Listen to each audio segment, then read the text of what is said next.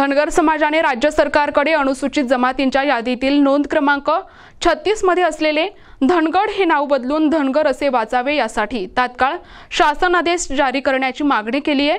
या मागणीसाठी धनगर समाजाच्या वतीने जिल्हाधिकारी डॉक्टर पंकज आशिया यांना निवेदन देण्यात आले। धनगर समाजाने राज्य सरकारकडे केलेली ही मागणी अत्यंत महत्त्वाची आहे।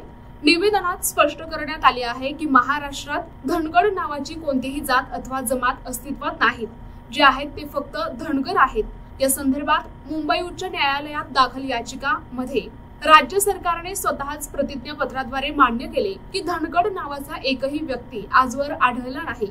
तरी सुद्धा अनुसूचित जमातीच्या यादीत चुकीची नोंद राहिल्यामुळे धनगर समाजाला त्यांच्या हक्कांपासून वंचित राहावे लागत आहे।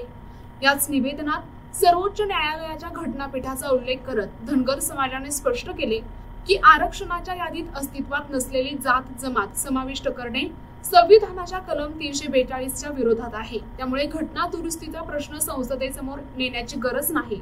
राज्यपालांच्या परवानगीने राज्य सरकारला शासन आदेश जारी करण्याचा अधिकार आहे। महसूल आणि वन विभागाने दिनांक 10 ऑक्टोबर 2024 रोजी अशा प्रकारचा शासन निर्णय घेतल्याचे उदाहरण देखील धनगर समाजाने दिले आहे। शासनाने तात्काळ GR काढावा, अन्यथा तीव्र आंदोलन करण्याचा इशारा देखील देण्यात आलाय।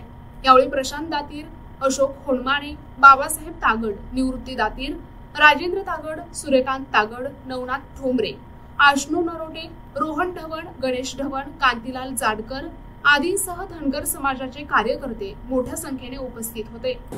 संपूर्ण धनगर समाजाच्या वतीनं अहिल्यानगर जिल्ह्याच्या वतीनं जालन्याला जे उपोषण चालू आहे, धनगर समाजाला ST मध्ये घ्यावं म्हणून आणि त्याची अंमलबजावणी व्हावी या हिशोबाने ती उपोषण चालू आहे। त्याला पाठिंबा म्हणून अहिल्यानगर जिल्ह्यातून आम्ही सर्वजण एकत्रित येऊन त्या आंदोलकांच्या पाठीशी उभे आहोत। समाजाची आजपर्यंत असलेली मागणी ही ऐरणीवर आलेली आहे आणि त्या दृष्टिकोनातून जालना येथे सकल धनगर समाजाच्या वतीने जे उपोषण चालू आहे आणि आंदोलन चालू आहे त्या प्रित्यर्थ आज सर्व जिल्ह्यामध्ये राज्याच्या कलेक्टर साहेबांना निवेदन देण्याचा कार्यक्रम त्या ठिकाणाहून जाहीर करण्यात आलेला आहे।